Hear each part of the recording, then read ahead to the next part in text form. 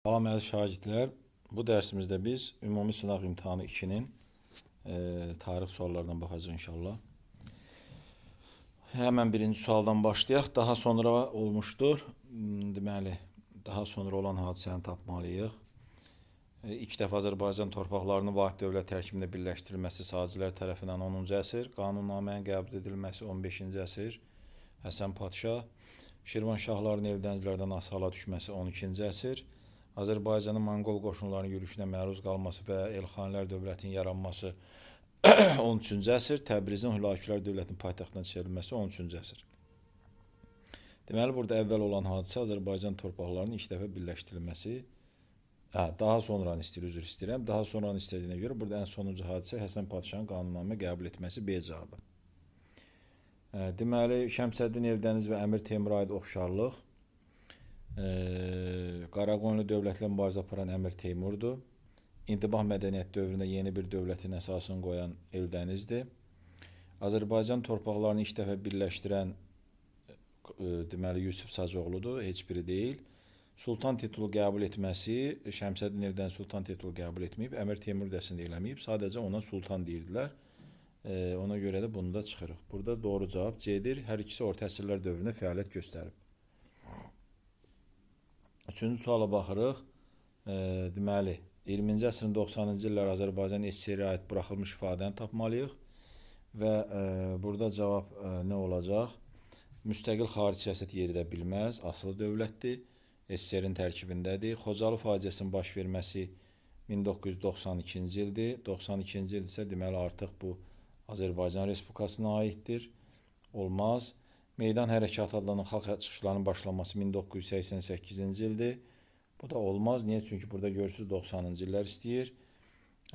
Və siyasi mərkəzində kütləvi qırğınların törədilməsi doğru cavab budur. Söhbət nədən gedir? Söhbət 1990-cı il 20 yanvar faciəsindən gedir. Azərbaycan SSR-ə aiddirmi? 90-cı illərə aiddirmi? Bəli. Və bu deportasiya məsələsidir. Bu da bilirsiniz ki 88-də başlayıb. Başlaması deyir ümumiyyətlə. Başlaması deyilənə görə ümumiyyətlə bunu aparırıq 48-53-ə. Deməli 1948-də başlayıb. Yenə deyirəm burada 90-cı illəri soruşur. Ona görə yeni də çıxırıq. Doğru cavab D-dir. Davam edirik. Dördüncü sual. Bayandurlu dövləti Baharlı dövlətindən fərqli olaraq. Yəni Ağqoyunlu, Qaraqoyunlu dövlətindən fərqli olaraq Araz çayından cənubda meydana gəlib ikisinə də aiddir, oxşarlıqdır. Əraziləri cənubda İran körfəzinə qədər uzanmaq ikisinə də aiddir. Orta əsrlərdə Azərbaycanın şimal torpaqlarının mövcud olan yeganə dövlət idi. Xeyr, heç birinə aid deyil. Çünki hər ikisinin dövründə şimalda Şirvanşahlar dövlətdə mövcud olub. Şirvanşahlar asıl hala salmaq Baharlı Bayandurludan fərqli olaraq asıl hala salıb. Bayandurlu isə Şirvanşahlara dost və müttəfiq olub. Siyasi hakimiyyət uğrunda qızılbaşlarla mübarizə aparmaq. Bəli, bu Bayandurlunun Baharlıdan fərqidir. Çünki Şirvanşahlarla bir yerdə qızılbaşlara qarşı mübarizə aparıb. Qızılbaşlar Heydərin dövründən, Şeyx Heydərin dövründən adlandırıldığına görə bilirsiniz ki, Şeyx Heydər 15-ci əsrin sonudur. Baharlı dövləti artıq onda yox idi. Və mübarizə apara bilməz qızılbaşlarla. Səfəvlərlə mübarizə apara bilər, amma qızılbaşlarla yox. Çünki o dövrdə qızılbaş adlanmırdılar ona görə. Azərbaycanda daş dövrünə aid deyil. Daş dövrü olmasın. Təbii ki, burada xışa ikinciliyin yaranmasıdır. Çünki bu tunc dövrüdür. Digər ifadələrdə təbii ki, çıxırıq. Bunlar daş dövrüdür. 6-cı, Osmanlı dövləti haqqında verilmiş doğru fikirləri müəyyən etmək lazımdır. Bu çətin sualdır. Deməli, Mərkəzi Asiyada yaranması xeyir. Mərkəzi yox, Kiçik Asiyada yaranıb, bunu bilirsiniz. Azərbaycan torpaqlarının bir hissəsini işğal etməsi, bəli, bu doğru cavabdır. Deməli, İrəvan və Təbriz mövzusunda biz bilirik ki, orada da deyilir ki, zaman-zaman Osmanlıların işğal altına düşüb, əldən ələ dəyişib, Səfəvlərindən Osmanlı nəzərdə tutaraq. Bayandurlu dövləti ilə ittifaq yaratması təbii ki, mümkün deyil, rəqib olublar. Hətta dəfələrlə də bir-birinə müharibə aparıblar. Gah o, gah bu qalib gəlib, ona görə ittifaq olmaz. Bunda çıxırıq. Nadir xanın başçılıq etdiyi ordu tərəfindən məğlub edilərək ölkəni tərk etməsi, bəli. Bilirsiniz ki, Nadir xan Osmanlıların tutduğu torpaqları geri qaytarıb, bu aiddir. Şərqdə Baharlı dövləti ilə həmsərhəd olması, bəli. Baxın, bu deyəlim ki, şərt olaraq Azərbaycandırsa, bilirsiniz ki, Osmanlı bizim Azərbaycan dövlətləri, misal üçün Qaraqoyunlu, Ağqoyunlu və Səfəvilərin Osmanlı hansı hissəsində olub? Qərbində olub. Yəni bu hissə bizim dövlətlərə görə qərbdir, düzdür? Deməli Osmanlı da bu hissədədirsə, o zaman Qaraqoyunlu və Ağqoyunlu Səfəvilər Osmanlının hansı hissəsi düşür? Şərq hissəsi düşür. Sağ tərəf şərq hissəsi olur. Dolayısıyla bu doğru ifadədir. Səfəvilərlə aparılan müharibələr nəticəsində zəiflərə süqut etməsi qətiyyən. Çünki Səfəvilər 18-ci əsrdə süqut eləyib, Osmanlı isə 20-ci əsrdə Cumhuriyyət mövzusunda belə Osmanlı dövlətinin adı çəkilir. Bu da olmaz. Deməli, burada doğru cavab 2, 4 və 5-dir. Davam edirik. 7-ci sual daha əvvəl baş vermişdi. Elxanilər dövləti yaranıb 13-cü əsr. Qaraqoyunlu dövləti süqut edib 15-ci əsr. Mərkəzi Asiyada Səlcuq dövləti yaranıb 11-ci əsr. Qəzvin Səfəvilər paytaxtdan çevrilib 16-cı əsr. 1-ci Təhmasibin dövründə. Rəbi Rəşidi mədrəsəsinin fəaliyyətə başlaması 14-cü əsr. Deməli, burada əvvəl olan hadisə nədir? Mərkəzi Asiyada Səlcuqlu dövlətinin yaranması. C cavabı. Gəlirik 8-ci suala. Azərbaycan Xalq Cümhuriyyəti və Azərbaycan SSR tarixinə aid ortaq cəhətləri müəyyən edin. Ortaq cəhət. Deməli, Rus imperiyasının dağılması nəticəsində meydana gəlməsi bu AXC-yə aid ola bilər. Xarici ticarət əlaqələrinə müstəqillik bu yenə AXC-yə aiddir. Qərbi Azərbaycanda yaşayan Azərbaycanlıların deportasiya edilməsi bu Azərbaycan SSR-yə aiddir. Sovet Rusiyası ilə müttəfiq münasibətlərin saxlanması. Azərbaycan Xalq Cümhuriyyəti bilir ki, Sovet Rusiyasından mübarizə aparıb, hətta AXC-nin süqutu uğradan Sovet Rusiyası da müttəfiq ola bilməzlər. Azərbaycan SSR-ni hardasa düşünmək olar, bəlkə də, çünki Sovet Rusiyasının dəstəyi ilə yaranıb, amma təbii ki, Azərbaycan Xalq Cümhuriyyətində belə bir şey mümkün deyil. Doğru cavab təbii ki, C-dir. Rəsmi idarəetmə formasının respublika olması. Hər ikisi bilirik ki, rəsmi şəkildə respublika idilar. Ona görə bu oxşarlıqlarından biridir. 9-cu sual. Ağqoyunlu və Səfəvilər dövlətlərinin heç birinə aid deyil. Deməli, heç birinə aid deyil. Bir dəqiqə. Niyə belə olur bu? Aha. Heç birinə aid deyil. Şirvanşahları asılı hala salmaq Səfəvilərə aiddir. 16-cı əsrdə yaranmaq Səfəvilərə aiddir. Kürdən şimaldakı torpaqları da əhatə etmək yenə Səfəvilərə aiddir. Osmanlı dövləti ilə həmsərhəd olmaq hər ikisinə aiddir. Azərbaycanın ilk dəfə birləşdirilməsi, ilk dəfə aydın məsələdir ki, çaşmayasınız. Səfəvilər bəli birləşdirib, amma ilk dəfə yox. İlk dəfə birləşdirən Sazilər dövlətidir. Deməli, bu ifadə heç birinə aid deyil. Davam eləyək. 10-cu sual. Babəkin fəaliyyətlərinə aid deyil. 9-cu əsr Xürrəmlər Hərəkatının rəhbəri. Azərbaycanın cənubunda yeni bir dövlətin əsasının qoyulması elə bu aid deyil. Çünki dövlətlə Babəkin heç bir əlaqəsi ola bilməz. Heç bir dövlətin əsasını qoymayıb və bu çaşdırıcı bir cümlədir. Digər ifadələr təbii ki, Babəkə aiddir. 11-ci sual. Uyğunluq pozulmuşdur. Deməli, 20-ci əsrin əvvəllərində Azərbaycanın azadlığı üçün mübarizə aparan ziyalılarımızdan indi Nəsib bəy Yusufbəyli. Bəli, bu doğru cümlədir. Bizə səhv olan lazımdır. Uyğunluq pozulan lazımdır. Sentyabrda Bakı azad edilib Türk qoşunu və Azərbaycanlılardan ibarət könüllərdən. Bu da doğru ifadədir. Rusiyada Çar hakimiyyəti devrildi 1-ci Dünya müharibəsi dövründə. Bu da doğrudur.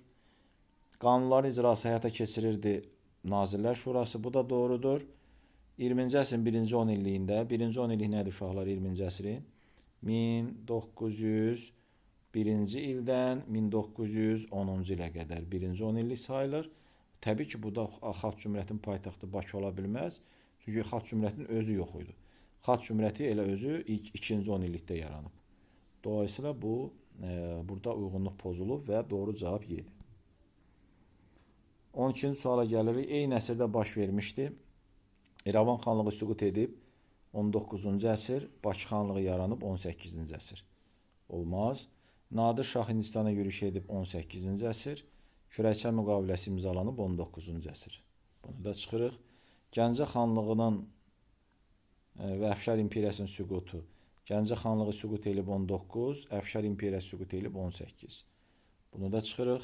Əfşarlar dövləti yaranıb 18, Türkmensə müqaviləsi 19. Yenə bunu da çıxırıq. Səfəvilər dövləti süqut edib 18. Hacı Çələbi xanın Şəkidə hakimiyyətə gəlməsi təbii ki o da 18. Xanlıqlarımızın hamısı 18-ci əsrdə meydana gəlib. Eyni əsrdə baş verən hadisə 7. 13-cü suala gəlirik. Uyğunluğu müəyyən etmək lazımdır. Deməli, Təhzibül Əxlaq əsərinə aiddir. Əməyə rəğbət, dostluq, böyüklərə hörmət təbliğ olunurdu. Təbii ki, Təhzibül Əxlaqda. Sonra Azərbaycan və Dağıstan xalqlarının tarixinə aid əsərdir. Bu Gülüstan-ı İrəm əsəridir. İlk Azərbaycan operası Leyli və Məcnun 1908-ci il. Üzeyir Hacıbəyli. Amerikanın Xristofor Kolumbun tərəfindən kəşf olunması da bu Kəşfül Qəraib əsəridir. Burada bunun təbii ki adı yox, yeri yoxdur. Həmən əsər burada əks olunmayıb. Dolayısıyla burada nə olur?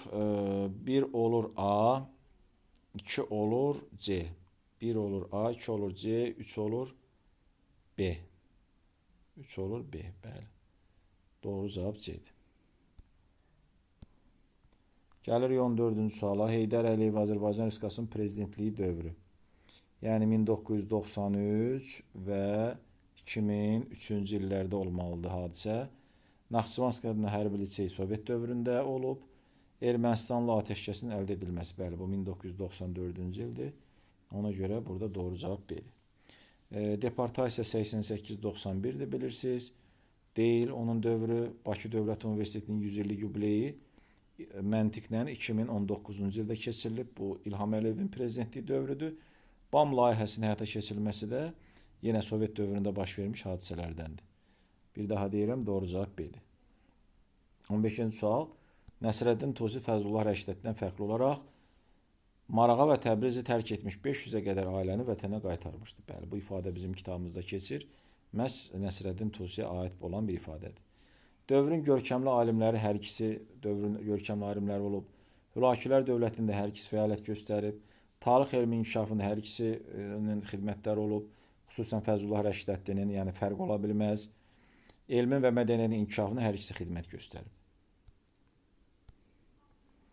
16-cı suala gəlirik. Bəli, uşaqların ən çox maraqlandıran sualdır.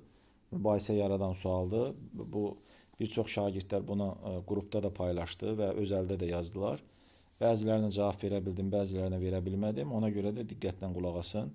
Verilmiş hadisələrdən neçəsi Səfəvilər dövləti yaranmasından əvvəl baş vermişdir?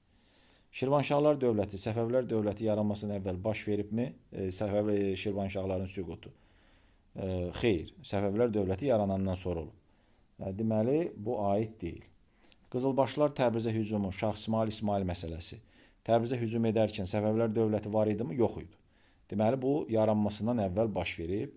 Biri budur, doğru cümlənin, yəni seçəcəyimiz ifadənin. Oğuz tayfalarının Azərbaycan torpaqlarında məskunlaşmaya başlaması. Bilirsiniz ki, ən azından 11-ci əsrdə elə Səlcuqlar gəlib Azərbaycan tutub. Ondan da əvvəl 7-ci əsrdən, yəni Kitab-ı Dədə Qorqud dastanından da bəllidir ki, 7-ci əsrdə, baxın, orada Bayat tayfası deyir, Dərbənddə məskunlaşıb, Oğuz tayfaları falan filan. Ona görə də elə bu, təbii ki, orta əsrdən əvvəllərindən var, Oğuzların məskunlaşması, bunu da götürməliyik.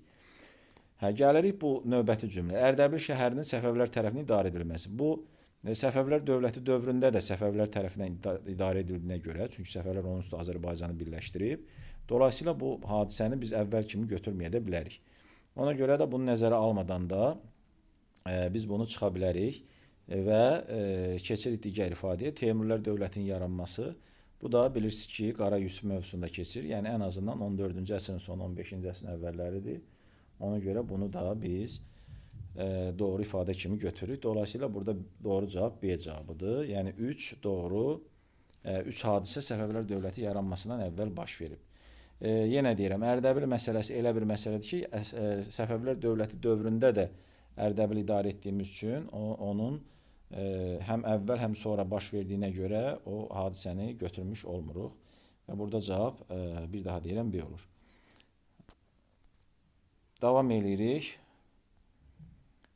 İndi o suallar, belə suallar olanda da narahat olmayın. Yəni ən azından biz beynimizi işlədirik, düşünürük və təbii ki, qəbulda o şəkildə çox da kritik suallar düşməz. Çünki nəticə etibarilə bu qəbuldur. Amma mənim bu hazırladığım bir sınaqdır. Beynimizi, bilgimizi yoxlamaq üçün nəzərdə tutulub. Qəbul tamamilə sizin dəyanətə qəbul olmanız üçün nəzərdə tutulduğuna görə tam şəffaf və adil şəkildə orada suallar tamamən mövzuya uyğun və kitabdakı mətnlərə və oradakı deməli xəritələrə uyğun olmalıdır və qəti şəkildə oradan kənara çıxmaq olmaz. Bu mümkün deyil. Ona görə də inşallah narahat olmayın. Əsas odur ki, təkrarlarınızda axsamayın.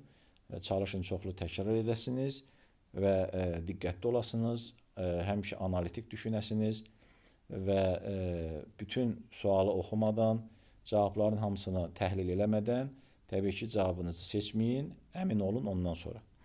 Qaldığımız yerdən davam edək. 17-ci sual. Deməli, 20-ci əsrin 80-ci illər Azərbaycan tarixinə aiddir. Burada cavab nə olacaq? Azərbaycan Xalq Hərəkatının başlaması. Bəli, 1988-ci il bilirsiniz meydan hərəkatı başlayır ona görə.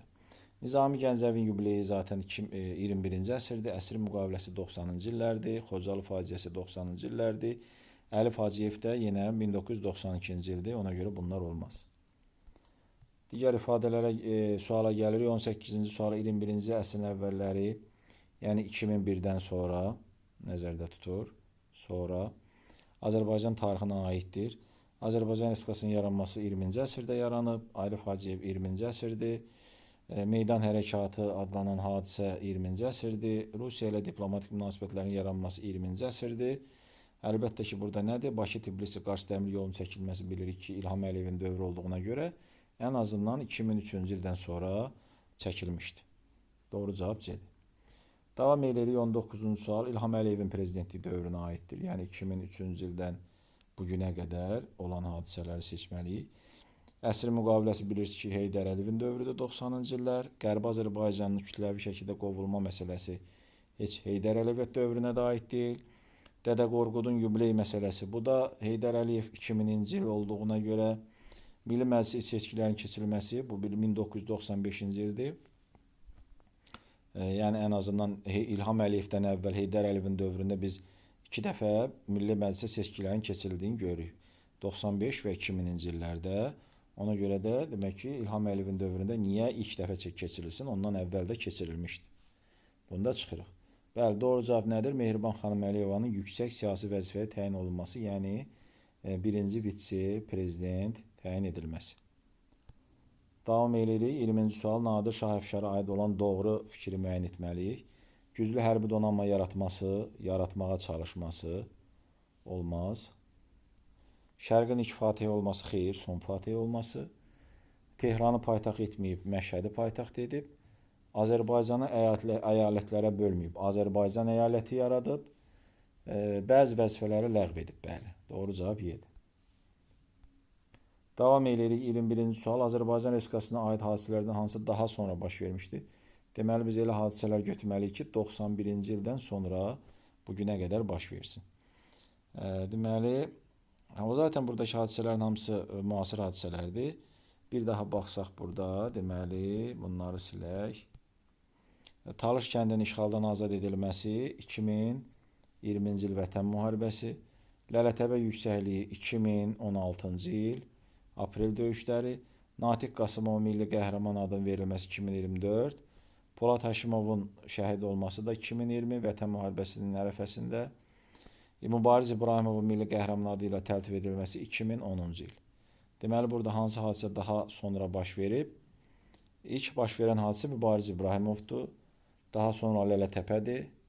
Daha sonra Polad Həşimovdur. Talış kəndinin azad edilməsidir. Vətən müharibəsi bitir. Və nəhayət sonuncu burada hadisə Natiq Qasımov hadisəsidir. İlham Əliyevin əmri ilə milli qəhrəman adı almışdı. Və keçirik açıq suallarımıza. Burada mətn sualı var və mətndə deportasiyadan danışır. 1991-ci ildə deyir, artıq orada Azərbaycanlı qalmır. Və sual belədir ki, ancaq mətnə yox, mətn və dərsliyə əsasən doğru fikirləri müəyyən edin. Deməli, burada 2 dənə doğru fikir var. 1. Biz bilirik ki, mətnimizdə olmasa da, Biz dərsliyimizdən bilirik ki, erməniləri Qarabağa kim köçürüb? Çar Rusiyası. Ona görə biri götürürük. Bir də mətndən də aydın olur ki, deməli 20-ci əsrin sonlarında Qərbi Azərbaycandan soydaşlarımız qovulub. 2 ilə 4 niyə yanlışdır uşaqlar? Çünki Çar Rusiyası Ermənistan torpaqlarından həmvətənlərimizin qovulma siyasətini yeritməyib. Yəni Çar Rusiyası dövrü deyil bu hadisə, deportasiya hadisəsi SSR dövrüdür. Eyni şey də burada Qərbi Azərbaycan torpaqlarında erməni dövləti nə vaxt yaradılıb? 1918-ci ildə. Amma Çar Rusiyası nə vaxt süqut edilib? 1917-ci ildə. Çar Rusiyası dövründə Qərbi Azərbaycan torpaqlarında erməni vilayəti yaradılıb. Bir daha xatırlayaq. Sonradan Çar hökumət devriləndən sonra, bir il sonra həmən torpaqların bir hissəsində erməni dövləti yaranır. Onda Çar Rusiyası artıq yox idi. 23-cü suala gəlirik. Kürəkən müqaviləsi, deməli, xronoloji ardıcıllıq istəyir bizdən. Kürəkən müqaviləsi imzalanması 1805-ci ildir. Cavad xan hakimiyyətə gəlməsi, bilirsiniz ki, Kürəkən müqaviləsindən əvvəl elə Cavad xan şəhid edilib. Gəncə Qarabağ xanlığından əvvəl işğal edilib. Birinci Rus-Qacar müharibəsindən əvvəl, yəni 1805-dən əvvəl işğal edilib. İrəvan xanlığı yaranması da zaten daha əvvəldir. Çünki İrəvan xanlığı xanlıqlar yarananda xanlıqlardan biri də İrəvan xanlığıdır. Cavad xan isə Gəncənin sonuncu xanıdır. Ona görə də biz burada məntiqimizdən istifadə edib birinci üçü götürməliyik. İrəvan xanlığını yaratmalıyıq. Sonra Cavad xan hakimiyyətə gəlməlidir. Və Gəncənin ilk xanı deyil də sonuncu xanıdır ona görə. Və nəhayət Kürəkən müqaviləsində ən sonunda 3-2-1 olmalıdır. 24-cü sual. Hülakülər dövlətində inşa edilən memarlıq abidələri. Təbii ki, biz bilirik ki, bu birinci növbədə Marağa Rəsədxanasıdır və Ərk qalasıdır. Göy Məscid Qaraqoyunlular dövründə Yusif ibn Küseyir türbəsi Eldənizlər, Gülüstan qalası da Şirvanşahlara aiddir. Gəldik sonuncu uyğunluq müəyyən edin sualımıza. Burada uyğunluq nə ilə bağlıdır? Azərbaycan Xalq Cümhuriyyəti və Azərbaycan Respublikası. 20-ci əsrin birinci yarısında yaranmışdı. Yəni 1901 ilə 1950-ci il arasında yaranan dövlət təbii ki, Xalq Cümhuriyyətidir. Dövlətin müstəqilliyini ilk dəfə Gəncədə yox, Tiflisdə elan edən Xalq Cümhuriyyəti olduğuna görə bunu da çıxırıq. Və Birləşmiş Millətlər Təşkilatında təşkilatın üzvü olmaq bu təbii ki, Azərbaycan Respublikasıdır 1992-ci il. Bolşevik Rusiyasının dəstəyi ilə yarananda Azərbaycan SSR-idir. ASSR-idir, ona görə də bu da heç birinə aid deyil. Dolayısıyla doğru cavab olur 1A, 2C. Beləliklə əziz şagirdlər, dərsin sonu ortasında da dediyim tövsiyələri inşallah diqqətli olun, nəzərə alın. Növbəti dərslərimizdə görüşənə qədər sağ olun, salamat qalın.